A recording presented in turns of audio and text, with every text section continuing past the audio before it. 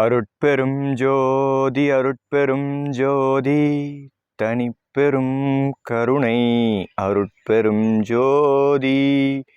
எல்லா உயிர்களும் இன்புற்று வாழ்க, வள்ளல் மலரடி வாழ்க வாழ்க.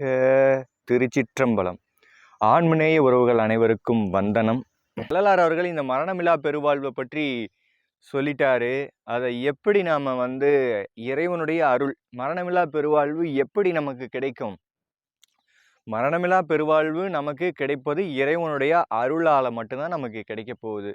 சரி, வள்ளலார் சொல்லியிருக்காரு, தேகநிலை மாற்றத்தை பத்தி சொல்லியிருக்காரு, அதையும் எப்படி கிடைக்க போகுது? அதுவும் இறைவனுடைய அருளால தான் கிடைக்க போகுது.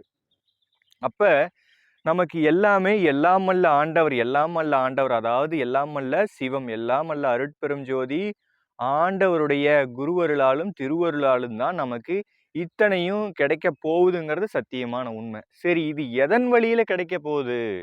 அதை பத்தி தான் நம்ம திருவருட்பிரகாச வள்ளலார் அவர்கள் திருவருட்பாவில் தோத்திர பாடல்கள்லையும் உரைநடையிலையும் நமக்கு தெளிவா சொல்லியிருக்காங்க. இப்ப நம்மளுடைய கவனம் என்னன்னா, அதை ரொம்ப தெளிவா தெளியணும். என்ன சொல்லியிருக்காரு அப்படிங்கிறத ரொம்ப நுட்பமா ஆராய்ந்து அதனுடைய உண்மையை உணர்ந்து அவங்க சொல்லி கொடுத்த அந்த ஒழுக்க நெறியில, நாம அந்த சத்திய தர்மத்தின் வழியில, உணவு நெறியில இதெல்லாம் கடைபிடிச்சாதாங்க நமக்கு இறைவனுடைய அருள் கிடைக்கும், குருவருளும் திருவருளும் கிடைக்கும். அப்பதானே நாம நமக்கு ஞானமும் அந்த விசாரத்துல உண்மையும், நம்முடைய தேகத்துல செல்களுடைய தன்மையும் பொன்னுடல் ஆகிறதுக்கான, அதாவது அசுத்த மாயா பூத காரியங்களான இந்த தூள உடம்புல இருக்கக்கூடிய செல்கள் ஒவ்வொரு நாளும் ஒவ்வொரு நொடியும் இந்த செல்கள் என்னது உயிர் பெற்று அந்த தூளத்தன்மையோட அழிந்து அழிந்து செல்கின்றது. அதற்காக தான் நம்ம தினமும் பசி எடுக்கும் போது உணவு சாப்பிட்றோம். ஸோ அந்த உணவு சாப்பிட்ட உடனே அந்த உணவினுடைய சத்து ஒரு 2 நாள் அல்லது 3 நாள் தான் அந்த தன்மை இருக்கும். அந்த தன்மை போனோன்னா அதனால தினமும் சாப்பிட சாப்பிட நம்ம காய்கறிகள், பருப்பு, கீரை வகைகள் சாப்பிட சாப்பிட நமக்கு சத்துக்கள் ஏறி இறங்கிட்டே இருக்கு. ஆனா இது அசுத்தமாயா பூத காரியங்களான உணவுப் பொருள். ஏன்னா இந்த பிரபஞ்சத்துல அசுத்தமாயா பூத காரியங்களாலான இந்த பஞ்சபூத சக்தியால நம் உடம்பு அழிந்து கொண்டே இருக்கின்றது அப்படிங்கிறது தான் உண்மை. அதாவது ஒரு குழந்தை கருவானத்திலிருந்து சாதாரண மெய்யியல் வாழ்க்கையில வாழாம உலக வாழ்க்கையிலேயே வாழும்போது இந்த உடல் அசுத்த மாயா போத காரியங்களாலான இவ்வுடல் விரைவில் மரணத்தை தீர்மானித்து விடுகின்றது. அப்ப அசுத்த மாயா போத காரியங்களான இந்த அணுக்களை, 3 லட்சம் கோடி அணுக்களை நாம எப்படி மாத்துறது? அதுதான் ஐயா ரசவாதம் அப்படின்னு சொல்லியிருப்பாரு. அப்ப உடல் வேதியியல் மாற்றம் செய்யணும். அப்போ உடம்புல இருக்கக்கூடிய செல்கள் ஒவ்வொன்றும் மாறணும்னா உடலில் இருக்கக்கூடிய செல்கள் எல்லாம் அமுத நிலை, அதாவது வேதியியல் மாற்றம் பெறணும் அப்படின்னா அது எப்படி நடக்கும்? அப்ப இது எல்லாமே அருளால தான் நடக்கும். இது எல்லாமே அருள் அமுதத்தால நடக்கும். அந்த அமுதம் என்ன? அது வேதியியல் மாற்றம்.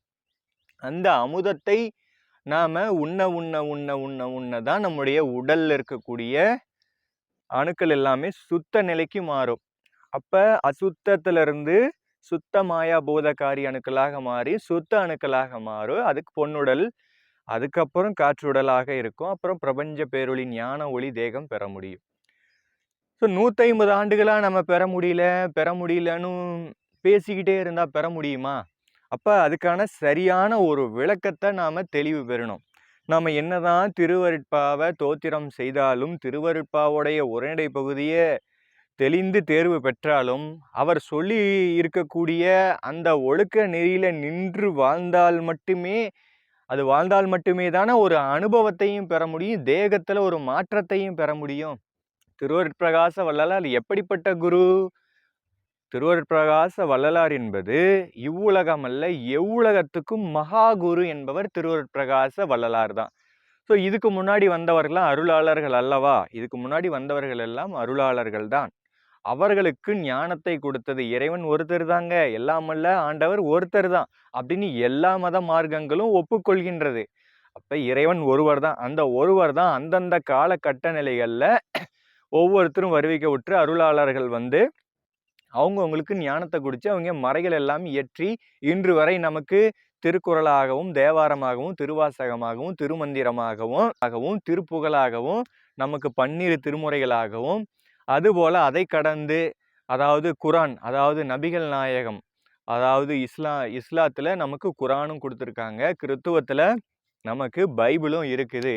அப்ப இது என்னன்னா எல்லா வேத மறைநூல்களும் இருக்கு. வள்ளலார் சொல்லுவாரு, அதாவது இதுக்கு முன்னாடி இந்த சமரச சுத்த சத்திய சன்மார்க்கம், இந்த சமரச சுத்த சத்திய சன்மார்க்கத்தை வள்ளலார் அவர்கள் எப்படி சொல்றார் அப்படின்னு கேட்டா, இவ்வுலகில் உள்ள எல்லா மார்க்கங்களுக்கும், சமய மத மார்க்கங்களுக்கும் பொதுவானது, எல்லா சமய மத மார்களுக்கும் பொதுவாக விளங்குவது சமரச சுத்த சத்திய சன்மார்க்கம்.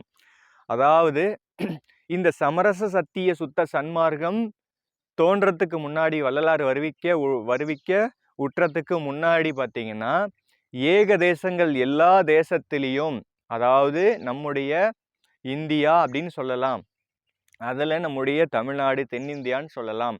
அப்ப இந்த வேத ஆகமங்கள்ல இருக்கக்கூடிய விக்கிரக வழிபாடு, கோயில் கோபுரம், நந்தி, இந்த விக்கிரக வழிபாடு இதெல்லாம் என்ன சொல்லுது? உடலில் இருக்கக்கூடிய, நம்முடைய உடலில் இருக்கக்கூடிய தோற்றமும் அதில் இருக்கக்கூடிய தத்துவங்களை தான் நம்ம கோயிலா அமைச்சாங்க. அந்த கோயிலா அமைச்சு அதில் சிலை வழிபாடா சிவலிங்கமாகவும், விக்கிரக வழிபாடரா நடராஜராகவும், முருகனாகவும், விநாயகராகவும், லட்சுமியாகவும், இப்படி சக்திகளாகவும் இப்படி கோயில்களில் சிலைகளை வடிவமைச்சு விக்கிரக வழிபாடா செய்து, எந்த கோயில்களில் எது நடந்தாலும் அந்த வழிபாட்டில் இறுதியாக என்ன காட்டுவாங்க? ஜோதி காட்டுவாங்க அந்த விக்கிரகத்துக்கு முன்னாடி. அதே போல் சிவலிங்கத்துக்கு பின்னாடி பார்த்தீங்கன்னாலும் ஜோதி இருக்கும். சுடரா ஒரு ஜோதி வச்சிருப்பாங்க, கண்ணாடியில் எல்லாம் தெரியும், நமக்கு ஜோதியாக தெரியும். அப்போ எல்லாமே என்னது? இறைவன் எப்படி இருக்காரு அப்படின்னா, இறைவன் என்பது ஒளியாகத்தான் இருக்கின்றார். அதாவது உருவமாகவும் அருவமாகவும் அருவுருவமாகவும் கடவுள் இருக்கின்றார்.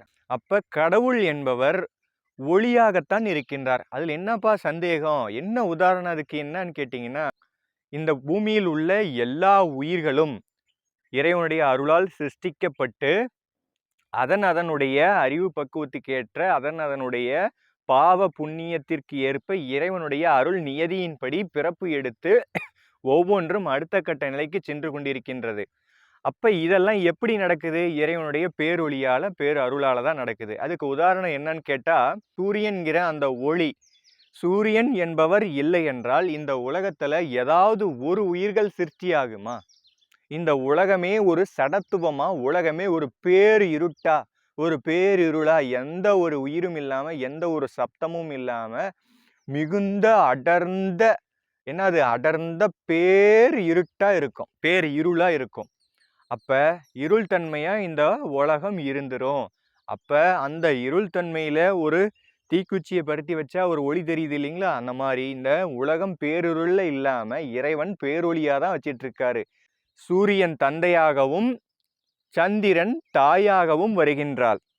அப்ப இந்த உலகத்துல இந்த பூமிய, இந்த உலகத்தில் இருக்கக்கூடிய எல்லா ஆன்மாக்களையும் பேரு இருட்டா, பேரு இருள்ல வைக்காம நமக்கு ஒளியோட அறிவு விளக்கத்தை கொடுத்து கொண்டே இருக்கின்றார்கள்.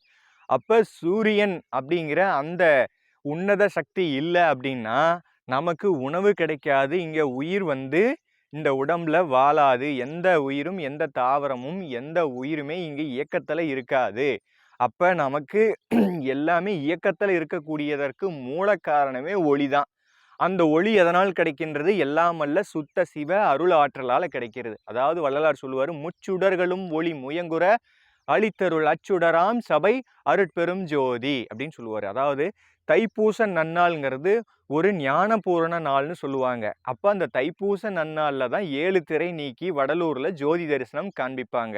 அதே போல இந்த ஜோதி தரிசனம் அப்படிங்கிற ஒரு வழிபாடு ஒரு காலமா இருந்த ஒரு விஷயமா தான் இருக்குது. எப்படின்னா, நம்ம திருவண்ணாமலையில மேல ஜோதி தரிசனம் அண்ணாமலையார் காட்டுவாங்க. அதே போல நம்முடைய கேரளத்து தேசத்து இதெல்லாம் ஐயப்பன் இதெல்லாம் மகர ஜோதி அப்படின்னு சொல்லி காட்டுவாங்க. அப்ப இதெல்லாம் ஒண்ணா அப்படின்னு கேட்டா, ஜோதி என்பது எல்லாமே ஒன்றுதான்.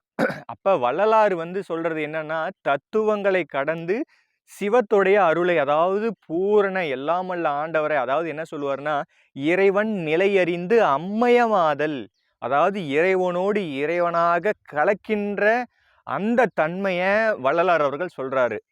அப்ப அந்த கலக்கின்ற தன்மை இதுக்கு முன்னாடி வெளிப்பட்டதா அப்படின்னு கேட்டீங்கன்னா, இதுக்கு முன்னாடி வெளிப்பட்ட மறைகள்ல ஏகதேசத்து மறைகள்லையும் பார்த்தீங்கன்னா, இதுக்கான முழுமையான இறைவன் நிலையறிந்து அம்மையமாதல் அப்படிங்கிற ஒரு தன்மையை ஆண்டவர் வெளிப்படுத்தல. அது வெளிப்படுத்திய காலம் இதுவே. அதுதான் சமரச சுத்த சத்திய சன்மார்க்கம் அப்படின்னு சொல்றாரு. அது எல்லா உலகத்துல வேத ஆகமங்கள் மார்க்கங்களுக்கும் ஏகதேசத்திற்கும் பொதுவானது சமரச சுத்த சத்திய சன்மார்க்கம் சொல்லுவாரு. சரி, அப்ப இந்த பூமியில இதுக்கு முன்னாடி 2000 ஆண்டுகளுக்கு முன்னாடி திருவள்ளுவர் ஒரு வேதத்தை கொடுத்திருக்கார், திருக்குறள். அப்ப இந்தாண்ட திருமந்திரம் இருக்கு, திருவாசகம் இருக்கு. இதெல்லாம் என்ன அப்படின்னு கேட்டா, இது எல்லாமே ஞான மறை நூல்கள் தாங்க. அதே போல பைபிளா இருக்கட்டும், குரானா இருக்கட்டும், இது எல்லாமே பாத்தீங்கன்னா ஒரு மறை நூல்கள் தான். ஆனா இது எந்த அளவுக்கு நம்ம ஆன்மாக்களை மேல்நிலை ஏற்றுதுன்னு கேட்டீங்கன்னா, அது ஒரு படிநிலை தான். அதுக்கு மேல்நிலை இறைவன் நிலையறிந்த அம்மையமாதல்ங்கிற அந்த பூரண நிலைக்கு கொண்டு செல்லாது. ஆண்டவர் இப்போதுதான் உண்மை வெளிப்படுத்திய காலமும் இதுவே அப்படின்னு வள்ளலார் அவர்கள் அழகா சொல்லியிருக்காரு. அப்ப கிறிஸ்துவத்துல இருக்கக்கூடிய பைபிளா இருக்கட்டும், குரானா இருக்கட்டும், இங்க சமயம் என்கின்ற சொல்லக்கூடிய சமய நூல்களா இருக்கட்டும், மதத்துல இருக்கக்கூடியதா இருக்கட்டும், இதிகாச புராணங்கள், ராமாயணமாக இருக்கட்டும், அது பகவத்கீதையாக இருக்கட்டும், எல்லாமே பார்த்தீங்கன்னா இறைவன் ஒருத்தர் தான் எல்லா மத நூல்களும் சொல்லுது. இயேசுங்கிற ஒரு சித்தர் மூலமாக தோன்றிய பைபிளும், நபிகள் குரான் தோற்றுவித்த அந்த சித்தர் மூலியமாக குரானும், இங்க அளவில் குறிப்பிடப்படாத சித்தர்கள் நிறைய நூல்களை இயற்றியிருக்காங்க. அப்ப இங்க இந்திய தேசத்தை பொறுத்த வரைக்கும், தமிழ்நாட்டு தென்னிந்தியாவை பொறுத்த வரைக்கும் பார்த்தீங்கன்னா, இங்க சித்தர்கள் நம்ம கணக்கிட முடியாத அளவுக்கு சித்தர்கள் இருந்திருக்காங்க. மறைகளும் நமக்கு கிடைச்சிருக்கு இல்லைங்களா? அப்ப இதெல்லாம் வள்ளலார் சொல்லுவாரு, ஒரு வகையாக ஏக தேசத்தில் அந்த சன்மார்க்கம் விளங்குது, மார்க்கங்கள் விளங்குது அப்படின்னா, அது இங்கிருந்து சென்றவை தான் அப்படின்னு தெளிவா சொல்லியிருக்காரு நம்ம திருவருட்பிரகாச வள்ளலார் அவர்கள். அப்ப எல்லாருமே இறைவன் என்பவர் எல்லாருக்கும் பொதுவானவர். ஒரு பொதுவான உண்மையை இறைவன் நிலையறிந்து அம்மையமாதல், எல்லா ஆன்மாக்களும் மேல்நிலை அடைய உண்மை வெளிப்பட்டு விட்டது. ஸோ இதுக்கு மேலும் நாம சமயத்தின் மீது ஒரு பற்றோ, மதத்தின் மீது ஒரு பற்றோ, இதிகாச ராமாயண மகாபாரத புராணங்களின் மீது ஒரு பற்றோ நாம வைக்கணுமான்னு கேட்டா, அதன் மீது லட்சியம் வைக்கணுமான்னு கேட்டா, அது அவரவர்களுடைய விருப்பம். வள்ளலார் அவர்கள் என்ன சொல்ற, அதன் மீது லட்சியம் வைக்க வேண்டாம்ன்றாரு. ஏன் லட்சியம் வைக்க வேண்டாம் அப்படின்னு சொல்றாருன்னா, அதுல சொல்லக்கூடிய நல்ல விஷயங்கள் அத்தனையும் நாம எடுத்துக்கலாம், எதையும் புறந்தள்ள வேண்டாம்னு வள்ளலார் அவர்கள் இப்படி ஒரு சிந்தனையோட வள்ளலார் அவர்களும் சொல்லல. அப்ப எப்படி வள்ளலார் அவர்கள் சொல்றாருன்னு கேட்டீங்கன்னா, நீங்க மறை நூல்கள்ல திருவருட்பாவை தவிர எந்த மறை நூல்களை நீங்கள் பிடித்து அதனுடைய எல்லைக்கு சென்றாலும் அங்கே கதவை திறந்து இறைவன் நிலையறிந்து அம்மையமாக முடியாதுன்னு தெளிவாக சத்தியமிட்டு சொல்றாரு. அதனாலதான் வள்ளலார் அவர்கள் எல்லா நூல்களையுமே எடுத்து சொல்லியிருந்தாலும் கூட கடைசியாக நூல் அனைத்தும் சாலமென அறிகிறனா நல்ல நம்ம உணரணுங்க ஐயா. நம்ம இறைவன் நம்மீது உள்ள கருணையால தயவால எல்லாம் அல்ல ஆண்டவர், அருட்பெரும் ஜோதி ஆண்டவர், சிவம், எல்லாம் அல்ல ஆண்டவர் ஒருத்தர் தான். அந்த ஆண்டவர் ஆன்மாக்களின் மீது உள்ள ஏகதேசத்து ஆன்மாக்கள் அந்த உலகத்தில் உள்ள எல்லா ஆன்மாக்களுக்கும் ஒரு பொதுவான இறைவன் நிலையறிந்து அம்மையமாதல் அப்படிங்கிற அருள் நிலையை பூரணமா உலகத்துக்கு கொடுத்துட்டாரு. நாம் அதை கடைபிடிச்சு மேலேறத பார்க்கணும். ஆமா, அதை விட்டுட்டு என்னுடைய மறைநூல் உயர்ந்தது, உன்னுடைய மறைநூல் உயர்ந்தது, இப்படி இயேசு சொல்லியிருக்காரு, இப்படி குரான்ல நபிகள் நாயம் சொல்லியிருக்காரு, திருவாசகத்துல மாணிக்க வாசகர் எப்படி சொல்லியிருக்காரு, திருமந்திரத்துல திருமூலர் எப்படி சொல்லியிருக்காரு, திருவள்ளுவர் திருக்குறள் எப்படி சொல்லியிருக்காரு அப்படின்னு நாம என்ன சொல்றது, விவாதம் பண்ண வேண்டாம், போட்டி போட வேண்டாம். எல்லாரும் உண்மையை தெரியணும் அப்படின்னு உண்மையை தெரிஞ்சுக்கணும்னா அதன் நூல்களை நீங்க கற்று தெளிவு பெறுங்கள், அதுல தப்பு கிடையாது. ஆனா உண்மை வெளிப்படுத்தி விட்டார் ஆண்டவர், அது சத்தியமான உண்மை, இந்த வழியில தான் பெற முடியும் அப்படின்னு சொல்லிட்டு எல்லா விஷயம் தொகுத்து கொடுத்துட்டார். அப்ப நாம எல்லாமே அந்த ஒழுக்கம், ஜீவகாருண்ய ஒழுக்கம், நம்முடைய இந்திரிய ஒழுக்கம், கரண ஒழுக்கம், ஜீவ ஒழுக்கம், ஆன்ம ஒழுக்கம், இப்படி இருந்தாதாங்க ஐயா நமக்கு குருவருளும் திருவருளும் உண்டாகும். அப்ப நாம அதை தெளிவா புரிஞ்சுக்கணும். அப்ப உண்மை வெளிப்பட்டு விட்டது. அப்ப என்ன சொல்றாருன்னா, காலங்கள் வர வர வர வர வர வர அது அது மறைந்து போகும். இங்கு சமரச சுத்த சத்திய சன்மார்க்கம் ஒன்றே விளங்கும். இயற்கை உண்மை கடவுளினுடைய அருள் விளக்கம் ஒன்றே விளங்கும். இயற்கை உண்மை கடவுளின் சத்தியம் ஒன்றே விளங்கும். இயற்கை உண்மை கடவுளின் உண்மை மட்டுமே சத்தியமாக விளங்கும் அப்படின்னு தெளிவுபட சொல்லிட்டாரு. இப்ப இருக்கக்கூடிய கால சூழல்ல நமக்கு எது வேணாலும் நம்மளுடைய கண் பார்வைக்கு தோன்றி வரலாம். நமக்கு மனம் தெளிவில்லாத எப்படி வேணா பயணம் செய்யலாம். அதாவது ஒரு ஆன்மாவுக்கு ஒரு ஆன்மாவானது ஆணவம் என்பது ஆதி அனாதி மலம்னு சொல்லுவாரு. அப்போ ஒவ்வொரு ஆன்மாவும் ஏறி ஏறி இறங்கறதுக்கு காரணம் பார்த்தீங்கன்னா இந்த ஆணவ மலம்தான். அப்ப நாம இந்த உலகியல்ல இந்த மறைகளின் மீது போட்டி போடாம இது இந்த மதம் அந்த மதம்னு பேசுறதை விட்டுட்டு எம்மதமும் சம்மதம் அப்படிங்கிற அந்த பொது சிந்தனைக்கு எல்லாரும் வாங்க. இறைவன் ஒருத்தர் தாங்க ஐயா, இறைவன் பல அல்ல, இறைவன் ஒருத்தர் தான் எல்லா மார்க்கங்களையும் சொல்லுது. அப்புறம் ஏன் நாம போட்டி போட்டுக்கிட்டு இருக்கணும்? அப்ப திருக்குறள்ல என்ன சொல்லியிருக்காரு? திருவள்ளுவரும் ஒரு ஒழுக்க வாழ்வியலை பத்தி தான் சொல்றாரு. ஆனா அது இறைவன் நிலையறிந்து அம்மையமாதல் தன்மைக்கு கொண்டு போகுமா அப்படின்னு கேட்டா அது அந்த நிலைக்கு கொண்டுட்டு செல்ல முடியாது அப்படின்னு சொல்லுவாங்க. அதாவது தேவர் குறளில் முதல் அதிகாரத்துல கடவுள் வாழ்த்துல சொல்லியிருக்காரு. அது தக்க ஆசாரியன் மூலம் தெரிந்து அறிக அப்படின்னு சொல்லியிருப்பாரு. அப்ப என்னன்னு கேட்டீங்கன்னா அவரு எல்லாமல்ல சிவத்தை தான் திருவள்ளுவரும் சொல்றாரு. ஆனா எல்லாமல்ல சிவத்தை பற்றி திருக்குறள்ல சொல்லியிருந்தாலும் அவரு அந்த தன்மையை பெற்றாரா அப்படின்னு கேட்டீங்கன்னா அவரு அந்த இறைவன் நிலையறிந்து அமையமாதல்ங்கிற தன்மைக்கு பெறல. அதுக்கு வள்ளலார் அவர்கள் நிறைய தோத்திர பாடல்கள்ல தெளிவா சொல்லியிருக்காரு. அப்ப என்னன்னா அதாவது என் குலத்து முதல் மகனே அப்படின்னு சொல்லிட்டு வள்ளலார் அவர்களை ஆண்டவர் சொல்லியிருப்பாரு. அப்ப வள்ளலார் யார்? வருவிக்க உற்றின்றார வள்ளலார் யார்? வள்ளலார் என்பவர் எல்லாமல்ல சிவமே, எல்லாமல்ல ஆண்டவரே இறங்கி பூமியில உண்மையை வெளிப்படுத்தி மக்களோடு மக்களா வாழ்ந்து காமிச்சாதான் இந்த ஆன்மாக்களுக்கு எல்லாம் புரியும்னு சொல்லி ஆண்டவரே இறங்கி உண்மையை வெளிப்படுத்தி அவரே தேகநிலை மாற்றம் எல்லாம் செய்து அவரே நமக்கு ஆன்மாக்களுக்கு உண்மை ஞானம் கிடைக்கணும் திருவருட்பாவை நமக்கு அருளிட்டு நமக்கு கொடுத்துட்டு போயிருக்காரு. அப்ப நாம அதன் வழியில கடைபிடிச்சு மேலே ஏறணும் இல்லைங்களா? அப்ப வள்ளலார் என்பவர் எல்லாமல்ல ஆண்டவரும் வள்ளலாரும் ஒண்ணு அப்படிங்கிறதா உண்மை. இறைவன் நிலையறிந்து அம்மையமாதல், இறைவனோடு இறைவனாக ஆகிவிட்டார். அப்ப வந்ததும் இறைவன் தான், அதை வெளிப்படுத்தியதும் இறைவன் தான் அப்படிங்கிறத ரொம்ப தெளிவுபட நம்ம புரிஞ்சுக்கணும். அப்ப வள்ளலார் என்பவர் இந்த உலகத்துக்கும் அல்ல, இந்த உலகத்துக்கு மட்டும் குரு அல்ல, பர உலகத்துக்கும் குரு அவர் தான். இவ்வுலகம் அல்ல எவ்வுலக ஏக தேசத்துக்கும் குரு வள்ளலார் அவர்கள் தான். அப்ப உண்மையை வெளிப்படுத்தியாச்சு ஆண்டவர். தயவு கருணைக்கான விளக்கம் என்ன அப்படின்னு கேட்டீங்கன்னா எல்லாமல்ல ஆண்டவருடைய தயவு எப்படிப்பட்டு இருக்கும்? இந்த காணொலியை பார்க்கின்ற என்னுடைய அன்பு உள்ளங்கள் நீங்களே சொல்லுங்க. இறைவனுடைய தயவு எந்த அளவுக்கு எல்லைக்கு இருக்கும்? இறைவனுடைய கருணை எந்த அளவுக்கு எந்த எல்லைக்கு இருக்கும்? இறைவனுடைய தயவும் கருணையும் ஒரு எல்லைக்குள்ள குறுகிய வட்டத்துல இருக்குமா அல்லது எல்லையற்ற தன்மையில இருக்குமா? அப்ப எல்லையற்ற தன்மையில தான் இறைவனுடைய தயவும் இறைவனுடைய கருணையும் இருக்கும். இந்த உலகில் உள்ள எல்லா உயிர்களுக்கும் பிறப்பு கொடுத்து, எல்லா உயிர்களுக்கும் உணவு கொடுத்து, எல்லா உயிர்களுக்கும் விளக்கம் கொடுத்து, எல்லா உயிர்களுக்கும் அன்பும் அருளும் கொடுத்து மேலேற்றுகின்ற அந்த எல்லாமல்ல ஆண்டவருடைய குணம், அந்த ஆண்டவருடைய அருள், அந்த ஆண்டவருடைய தயவு, அந்த ஆண்டவருடைய கருணை எப்படிப்பட்டது அப்படின்னு புரிஞ்சுக்கோங்க ஐயா. அதாவது இறைவன் நிலையறிந்து அம்மையமாதல்ங்கிறது இதுதான். அப்ப நீங்களே சுய விசாரம் செய்துக்கோங்க. நம்முடைய தயவு எப்படிப்பட்டது? இறைவனுடைய தயவும் நம்முடைய தயவும் ஒன்றா? நம்முடைய கருணையும் இறைவனுடைய கருணையும் ஒன்றா அப்படின்னு நம்ம பார்த்துக்கணும்.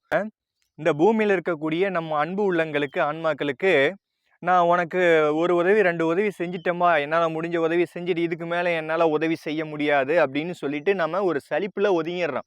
நம்ம கிட்ட அந்த உதவி செய்யக்கூடிய அளவுக்கு நம்ம கிட்ட பொருள் இருந்தாலும் தன்மை இருந்தாலும் நாம என்ன பண்றோம்? உனக்கு அவ்வளவுதான்பா செய்ய முடியும் அப்படின்னு சொல்லிட்டு ஒதுங்கிடுறோம். அப்ப அதே மாதிரி ஞானமும் சரி எல்லா விஷயமும் சரி நமக்குள்ள இருக்கக்கூடிய தயவு கருணை குறுகிய வட்டத்துல இருக்கு. இந்த குறுகிய வட்டத்துல இருந்துகிட்டு நாமளும் இந்த சன்மார்க்கத்தை பின்பற்றி இருந்தாலும் சரி, சிவனடியார்களா இருந்தாலும் சரி, உலகத்தவர்களா இருந்தாலும் சரி, அவரவர்களுடைய எண்ணம் போல் வாழ்க்கைன்னு சொல்லுவாங்க இல்லைங்களா? இந்த எண்ணமானது ஒவ்வொரு உயிர்களுக்குள்ளும் எந்த அளவிற்கு தயவு விரிவடைகிறதோ, ஒவ்வொரு உயிர்களுக்குள்ளும் இந்த பிரபஞ்சத்துல கருணையானது விரிவடைகிறதோ, அதை பொறுத்து இறைவன் உங்களுக்குள்ளே உண்மையை உணர்த்துவார். உங்களுக்குள்ளே குருவை தேடி நீங்கள் செல்ல வேண்டியதில்லை. குரு உங்களை தேடி வந்து விடுவார்.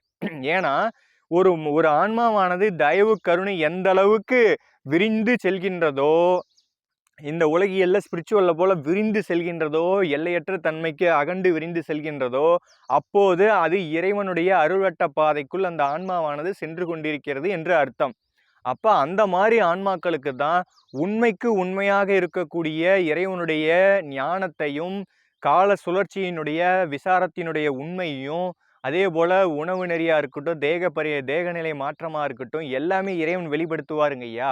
அதனால ஒவ்வொரு ஆன்மாவானதும் மரணமில்லா பெருவாழ்வு மேல அதீத தாகம் இருக்குது, உண்மைதான். நம்ம சன்மார்க்கிகள் என்ன பண்ணிட்டு இருக்காங்க? நம்ம சன்மார்க்கிகள் என்ன பண்ணிட்டு இருக்காங்க? காசுகள் எல்லாம் சேர்த்து நிறைய பொருள் செலவு செய்து சபைகள் கட்டிட்டு இருக்காங்க. இது இங்க மட்டும் பொதுவான விஷயம் இல்ல, ஏகதேசத்துக்கும் இந்த உண்மை பொதுவானது. ஒரு எளிமையான வாழ்க்கையை வாழ்ந்து இந்த மனித பிறப்பினுடைய நோக்கம் இறைவன் நிலையறிந்து அம்மையமாதல்.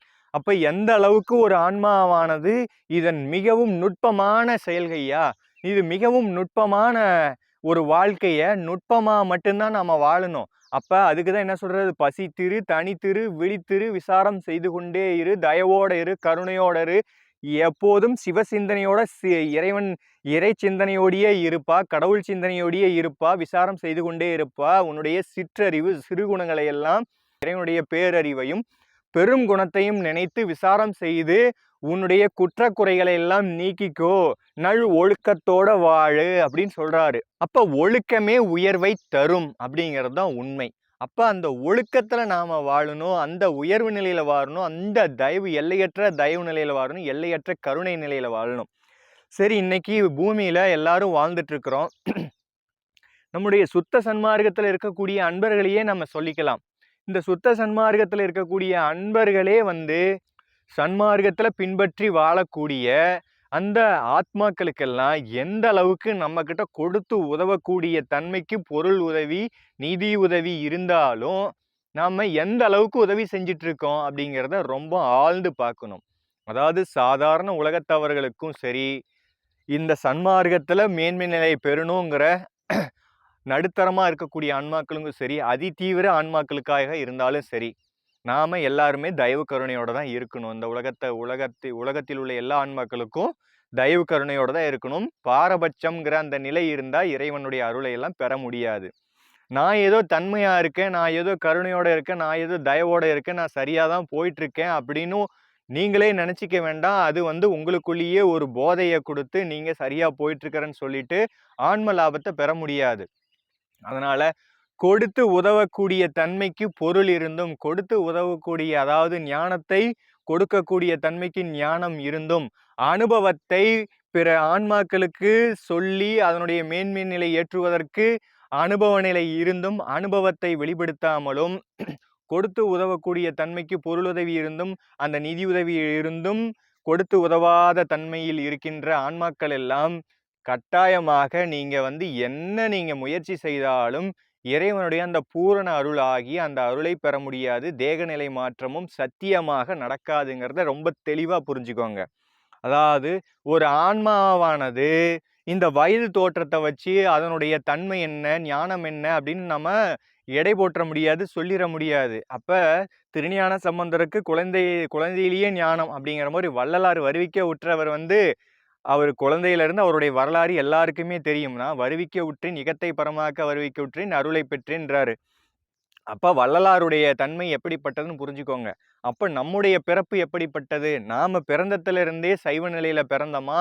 நம்முடைய பிறப்பு எப்படிப்பட்டது? ஒரு இடைப்பட்ட ஒரு கால வாழ்க்கைக்கு பிறகு நமக்கு இந்த ஒரு சுத்தமான ஞான வாழ்க்கை, ஒரு மனித பிறப்புக்கான நோக்கமும், அந்த மனித பிறப்பு இறைவனுடைய அருளை பெறுவதற்கும், இறைவன் நிலையறிந்து அம்மையமாதல் அப்படிங்கிற விஷயத்த ஆண்டவர் வெளிப்படுத்தியிருக்காரு ஒவ்வொரு ஆன்மாக்களுக்கும். அப்படிதான் நாம எல்லாருமே வந்திருக்கோம். அவங்கவுங்க சுய விசாரம் செய்துக்கோங்க. அப்ப இப்படிப்பட்ட நிலையில நாம இறைவனுடைய அருளை பெறணும்னா நாம எப்படி இருக்கணும் அப்படிங்கிறத நாம இறைவனாகவே இருக்கிற தன்மையில ஒழுக்க நிலையிலையும், அந்த உயர்வு நிலையிலையும், கருணை நிலையிலையும், தயவு நிலையிலையும் இருக்கணுங்க ஐயா. அப்போ வாழ்வு என்பது யோகமாகவும், வாழ்வே யோகமாகவும், வாழ்வே தவமாகவும், வாழ்க்கையே தியானமாகவும் இருக்கணும். அப்ப இப்படி ஒரு ஆன்மாவானது உயர்வு நிலையில அந்த சிந்தனையிலேயே இருக்கும்போது, இந்த வாழ்க்கையே தவமாகவும், யோகமாகவும், ஞானமாகவும் மாறும். அப்போ வாழ்க்கை என்பதை இப்படிதான் நம்ம மாற்றிக்கணும். இப்ப இதுக்காக தவம், யோகம், ஞானம்னு தனித்துவமா ஏதாவது இருக்கான்னு கேட்டா, தனித்துவமாக இருக்கின்றது. ஆனா வாழ்க்கையை இதுவாக நாம மாத்திக்கணும். அதுக்காக தான் மனுமுறை கண்ட வாசகம், மனுநீதி சோழ சக்கரவர்த்தி வள்ளலார் அவருடைய மனுமுறை கண்ட வாசகத்தை எல்லாரும் தெளிவுபட அதை படித்து உணர்ந்தா புரியும். மனுநீதி சோழ சக்கரவர்த்தியினுடைய ஆட்சியை பற்றி, அந்த உன்னதத்தை பற்றி, அந்த சத்திய தர்மத்தை பற்றி, அந்த அறத்தை பற்றி வள்ளலார் அவர்கள் ரொம்ப தெளிவா சொல்லியிருக்காரு. ரொம்ப சுருக்கமா சொல்லிடுறேங்க ஐயா. மனுநீதி சோழ சக்கரவர்த்தியுடைய ஆட்சி ஒரு புல்லுக்கும் தீங்கு விளைவிக்காத ஆட்சியாக சிறப்பா செய்து கொண்டிருந்தார். அதாவது மனுநீதி சோழ சக்கரவர்த்திக்கு பல ஆண்டுகளா குழந்தை வரம் இல்லாம இருந்ததுனால மக்களும் இப்படிப்பட்ட ஒரு மனுநீதி சக்கரவர்த்திக்கு இவருக்கு இப்படியா ஒரு குழந்தை வரம் இல்லாம இருக்கிறதா அப்படின்னு சொல்லிட்டு மக்கள் எல்லாம் ஒரு வேதனையோட இருந்தாங்க. அப்படி மனுநீதி சோழ சக்கரவர்த்தி செய்யாத கடவுளுக்கு பூஜை இல்லை, யோகம் இல்லை, தவம் இல்லை, அப்படியெல்லாம் பிரார்த்தனை வைத்து இறைவனுடைய அருளால ஒரு குழந்தை பிறந்தது, ஒரு ஆண் குழந்தை. அந்த ஆண் குழந்தையுடைய பெயரு வீதி விடங்கன். அந்த வீதி விடங்கன் ஒரு பருவநிலை, அதாவது ஒரு ஒரு இளைஞனாக வரக்கூடிய பருவத்துல ஒரு 16 வயது எட்டும்போது அந்த வீதி விடங்கனுடைய தலைமையில கோயில் திருவிழா ஏற்பாடு செய்யறாங்க. கோவில் திருவிழாவானது சிறப்பாக ஏற்பாடு செய்து நம்ம வீதி விடங்கன் அவர்களும் பார்த்தீங்கன்னா, மனுநீதி சோழ சக்கரவர்த்தியினுடைய மகன் வீதி விடங்கனும் தேர்ல ஏறி அமர்ந்து தேர் பயணம் செய்துட்டு இருக்காங்க ஒரு பாதையில. அப்ப ஒரு கன்றுக்குட்டியானது, ஒரு தாய் பசுவான கன்றுக்குட்டியானது அந்த பாதையில திடீர்னு துள்ளி குதித்து ஓடி அந்த தேர் போற பாதையில சக்கரத்துல மாட்டி தலை துண்டிக்கப்பட்டுருது. தலை துண்டிக்கப்பட்டு அது இறந்து போயிருது. அந்த தாய் பசுவானது மிகுந்த வேதனையில கண்ணீர் மல்கி கண்ணீர் விட்டு அழுகுதுங்க ஐயா. அப்ப என்னடா இப்படி ஒரு நிகழ்வு இப்படி நடந்துருச்சே அப்படின்னு சொல்லிட்டு வீதி விடங்கனும் சரி, மக்களும் சரி, மனுநீதி சோழ சக்கரவர்த்தியும் சரி, அந்த சக்கரவர்த்தியினுடைய சபையில இருக்கக்கூடிய அந்த மந்திரியார்களும் சரி, ரொம்ப வேதனைப்படுறாங்க. இப்படி ஒரு நிகழ்வு நடந்துருச்சே அப்படின்னு சொல்லிட்டு. தன்னுடைய மகனுடைய தலைமையில இந்த விழாவானது ஏற்பாடு செய்து இப்படி ஒரு நிகழ்வு நடந்துருச்சே, ஒரு அசம்பாவிதம் நடந்துருச்சே அப்படின்னு சொல்லிட்டு மனுநீதி சோழ சக்கரவர்த்திக்கு ஒரே மன உளைச்சலுங்க ஐயா. அப்ப என்ன பண்றாரு, நம்ம இதுவரைக்கும் ஒரு புல்லுக்கும் தீங்கு செய்யாத, ஒரு உயிருக்கும் தீங்கு செய்யாத ஒரு ஆட்சியை நம்ம செய்துகிட்டு இருந்தோமே இறைவனுடைய அருளால, இப்படி ஒரு நிகழ்வு நடந்துருச்சே, இப்ப நம்ம இதுக்கு என்ன செய்யறது அப்படின்னு பார்த்த உடனே அந்த கன்று குட்டியானது இறந்த துக்கமும், அந்த பசுவானது எப்போதும் கண்ணீர் விட்டு துக்க குறியோடையே இருந்ததுங்க ஐயா. இதை பார்த்துட்டு சரி, நம்ம நீதியை தவறாத இது வரைக்கும் கொடுத்துட்டோம், நம்ம பந்த பாச பற்று முறைகள்ல நம்ம இருந்துடக்கூடாதுன்னு ஒரே மன உளைச்சல்ல ஒரு முடிவெடுக்கிறாரு மனுநீதி சோழ சக்கரவர்த்தி. சரி, நாம பலகாலம் தவம் இருந்து பெற்றெடுத்த ஆண் வாரிசு வீதி விடங்கன் தீர்ப்பு முடிவு செய்யறாரு. சரி, மகன் எந்த இடத்துல கன்றுக்குட்டியானது தலை துண்டிக்கப்பட்டதோ அதே இடத்துல தலை துண்டிக்கப்படணும் முடிவு பண்றாரு. இப்படி இந்த முடிவு செய்து அரசவையில அந்த சபையில இருக்கக்கூடிய மந்திரியார்கள்ட்ட சொல்றாரு. இப்படி சொல்லும்போது ஒவ்வொருத்தரும், ஐயா என்னால இது முடியாதுங்க ஐயா, அந்த பாவத்தை நான் செய்ய மாட்டேன், எப்படி இப்படி ஒரு முடிவு நீங்க எடுக்கிறீங்க, இத்தனை வருஷம் தவம் இருந்து பெற்றெடுத்த குழந்தைய நீங்க இப்படி ஒரு முடிவு ஒரு உயிர் பலி கொடுக்க நீங்க முடிவு எடுத்துட்டீங்களே அப்படின்னு சொல்லிட்டு இதை யாருமே ஒத்துக்கவே இல்லை. அப்போ என்னால இதை செய்ய முடியாது, என்னால இப்படி செய்ய முடியாது, ஒரு கன்றுக்குட்டியானது உயிர் இறந்ததுக்காக நீங்க இப்படி ஒரு முடிவு எடுக்கலாமா அப்படின்னு சொல்லும்போது, அப்படி கிடையாது, எல்லாமே உயிர் தான் அப்படின்னு சொல்லிட்டு நாம நீதி தவறக்கூடாது பந்த பாஸ்டர்னு சொல்லி சக்கரவர்த்தி ஒரு உறுதியோட இருக்காரு. அதாவது மனுநீதி சோழ சக்கரவர்த்திக்கு நெருங்கிய அரசபையில் இருக்கக்கூடிய அவர்கிட்ட சொன்னா அவர் செய்வாரு அப்படின்னு. ஏன்னா சக்கரவர்த்தியானது ஆணையிட்டா அவர் மறுக்காம இவர் செய்வார்னு சொல்லிட்டு அவரை கூப்பிட்டு அவர்கிட்ட சொல்றாங்க. அவர்கிட்ட சொன்னதுக்கு அப்புறமும் அவரால் என்னால முடியாதுன்னு சொன்னாலும் இதை நீ தான் இதை நீ செய்து முடிக்கிற அப்படின்னு சொல்லிட்டு கட்டளை இட்டுட்டாரு. அவரும் என்ன பண்ணிட்டாரு, என்னால இது முடியாது, இதை நான் இதை செஞ்சு இந்த பாவத்தை நான் அனுபவிச்சு நாளுக்கு நாள் சாகிறத என்னால இது முடியாதுன்னு சொல்லிட்டு, என்னடா சக்கரவர்த்தியும் இப்படி சொல்லிட்டாருன்னு சொல்லிட்டு, அதாவது அவரும் என்ன பண்றாரு, கத்தியை எடுத்து அவருடைய கழுத்தை அறுத்து அவரும் இறந்து போயிடுறாரு. அப்ப வந்து என்ன ஆயிடுதுன்னா, சரி என்ன இப்படி ஒரு இன்னொரு உயிர் பலியாயிடுச்சே அப்படின்னு சொல்லிட்டு, சக்கரவர்த்தி மனுநீதி சோழ சக்கரவர்த்தியும் பெரும் துயரத்துல இருக்காரு. சரி இது யாரும் செய்ய மாட்டீங்க, செய்ய முன்வர மாட்டீங்கன்னு சொல்லிட்டு, நானே இத நான் வந்து ஏற்பாடு செய்றேன்னு சொல்லிட்டு, மீண்டும் அந்த தேர வந்து தயார் செய்து, அந்த ஏறி அமர்ந்து உட்கார்ந்து வீதி விடங்கனும் இத ஒப்புக்கொண்டு விட்டார். அதாவது மனுநீதி சோழ சக்கரவர்த்தியினுடைய மகனும் இந்த தீர்ப்புக்கு அவர் ஒப்புக்கொண்டு விட்டார். ஏன்னா தன்னுடைய தந்தையாகிய மனுநீதி சோழ சக்கரவர்த்தி எப்படி நீதி தர்மத்தை கொடுத்திருக்கிறார் என்பது வீதி விடங்கனுக்கும் தெரியும். அதனால அந்த உணர்வோட மகனும் அதை ஒப்புக்கொண்டு விட்டார். தேர் வந்து தயாராயிடுச்சு. எந்த இடத்துல வந்து அந்த கன்றுக்குட்டியானது தலை துண்டிக்கப்பட்டதோ அதே இடத்துல தன்னுடைய மகன் என்று பாராமல், பந்தபாச பற்றுகளுக்கு உட்படாமல், இந்த பூமியில நீதியை நிலைநாட்டணும் அப்படின்னு சொல்லி அந்த மகனுடைய தலையும் துண்டிக்கப்பட்டது.